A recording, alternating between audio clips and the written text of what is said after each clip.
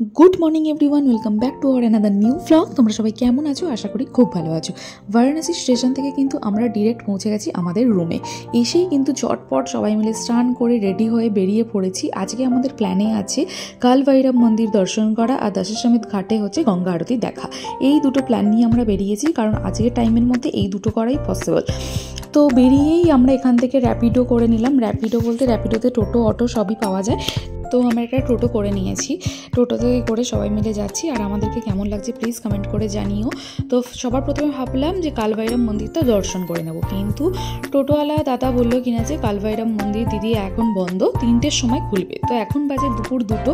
তো ভাবলাম কি করব, এখানে দেখলাম শাড়ির দোকান প্রচুর, দোকানের পর শাড়ি, মানে দোকানের পর দোকান শাড়ি, শুধু শাড়ি। কিন্তু ভাবছি যে বয়ে বয়ে এই শাড়ি আর নিয়ে যাব না, কারণ একই শাড়ি আমাদের কলকাতাতেও পাওয়া যায়, ইউনিক কোনো শাড়ি আমি দেখতে পেলাম না। আর ভেবেছিলাম বেনারসে এসে অ্যাটলিস্ট একটা বেনারসি নিয়ে যাব, কিন্তু দেখলাম সেম বেনারসি আমাদের কলকাতাতেও পাওয়া যায়। তাই বয়ে বয়ে ভাবছি আর শাড়ি কিনে নিয়ে যাব না। আর এই ভাবলাম যে আমরা এখন একটু লাঞ্চ করে নিই, লাঞ্চটা করে নিয়ে তারপরে হচ্ছে কাল ভৈরব মন্দিরটা দর্শন করে নেব।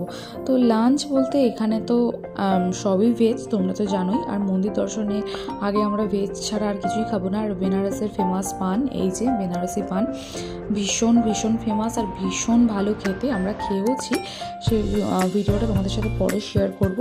তো আমরা এখন এসেছি লাঞ্চ করতে। লাঞ্চের অর্ডার তো দিয়ে দিয়েছি, তো ওরা বললো 10 মিনিট মতন টাইম লাগবে। তো আমরা ভাবলাম যে সবাই তাহলে প্রথমে একটু ঠান্ডাই খেয়ে নিই। তো ঠান্ডাই নিয়ে নিয়েছিলাম, প্লাস চাও নিয়ে নিয়েছিলাম, কারণ এখানকার ফেমাস এত কিছু, কোনটা ছেড়ে কোনটা খাবো বুঝতেই পারছি না। চাটাও এত সুন্দর বানাচ্ছে, ঠান্ডাইও এত ভালো বানাচ্ছে।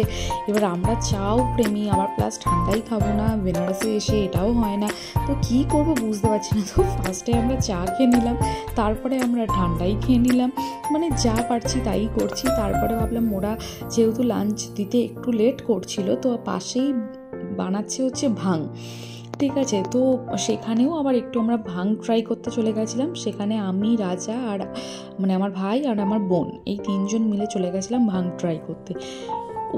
ওখানকার ভাং এতটাই খতরনাক, সেটা আমি বলে বোঝাতে পারবো না। যারা ওখানে গেছো, গিয়ে ট্রাই করেছো, একমাত্র তারাই জানবে ওখানকার ভাং ঠিক কীরকম। এই 1 কাপের মধ্যে এইটুকুনি অ্যামাউন্টই ওরা দেয়, ঠিক আছে। তার মধ্যেও আরও কিছু মিক্সড করছে, তোমরা দেখো, মালাই থেকে আরম্ভ করে গোলাপ জল ফল আরও অনেক কিছু দিচ্ছে। আর ভাংটাও দেখলে কতটা পরিমাণ দিল, ওতেই যা এফেক্ট, মানে কি বলবো, মানে আমরা 2 কাপ নিয়েছি, নিয়ে 3জন মিলে খেয়েছি, তাতেই প্রচণ্ড স্ট্রং লেগেছে আমাদের কাছে। তো যাই হোক, যারা গিয়ে খেয়েছো ওখানে তারাই জানবে হয়তো এটার এফেক্টটা।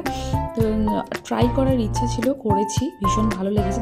দেখেই বুঝতে পারছো কতটা ভালো খেতে, মানে খেতেও খুব সুন্দর ছিল, মানে এত সুন্দর খেতে, মানে এখানকার কলকাতার ভাং আর বেনারসের ভাং আকাশ পাতাল তফাৎ। তো যাই হোক, ট্রাই করার ইচ্ছা ছিল, করে নিয়েছি। তারপরে এসে এখানে এবার আমরা করব লাঞ্চ। তো আমরা 2টো থালি নিয়েছিলাম, আর নিয়েছিলাম তার সাথে 2টো ধোসা, সবাই মিক্সড করে খেয়েছি। এই হাফ, ওটা হাফ, সেটা হাফ। আর আমার চা এখনও পড়ে আছে, কোনটা খাবো বুঝতেই পারছি না। তো যাই হোক, 3টের সময় কাল ভৈরব মন্দির খুলে গেছে। তো আমরা ওখান থেকে ডিরেক্ট এসছি ডালা নিতে। তো এখানে ডালা প্রসাদ বলতে এখানে মালা দেয়, একটা তুলসীর মালা, একটা ফুলের মালা, আর তার সাথে একটা বাক্সের মধ্যে কালা ধাগা, তার মধ্যে হচ্ছে তোমার নকুলদানা, বাতাসা, এগুলো সমস্ত কিছু দিয়ে প্যাক করা থাকে, কাঁচা বাদাম, এইগুলো সব দেওয়া থাকে, দিয়ে পুজো দিতে হয়। তো ডালা আমরা নিয়ে নিয়েছি, নিয়ে এগোচ্ছি কাল ভৈরব মন্দির দর্শনের পথে।